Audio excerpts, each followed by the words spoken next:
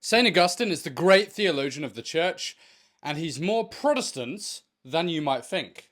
This might ruffle feathers. Let me explain. John Henry Newman once said to be steeped in history is to cease to be Protestant. But I wonder, did he actually read history? Did he read St. Augustine? Have you?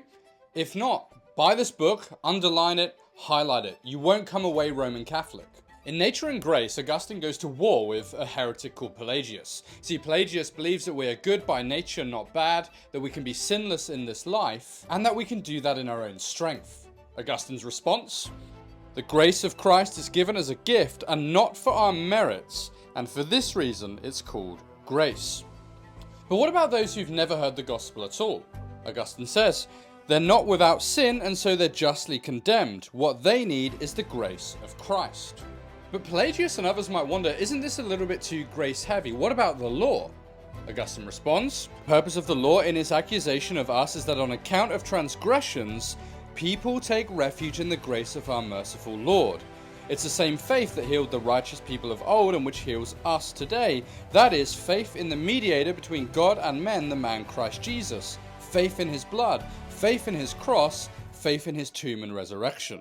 But you might be thinking, if it's all Jesus, all his blood, all his cross, won't that just make us sin? Can't we just sin so grace can abound? No, Augustine says, God heals us not only so that he may eradicate the sins we have committed, but in order that he may enable us to avoid further sins. Friends, this is literally the argument of the Reformation, that grace doesn't just make us sin more, faith alone doesn't make us sin more, because we've been saved in order to live a holy life. You'll find this exact same stuff in Luther, in Calvin, and in the other magisterial reformers. Let me conclude.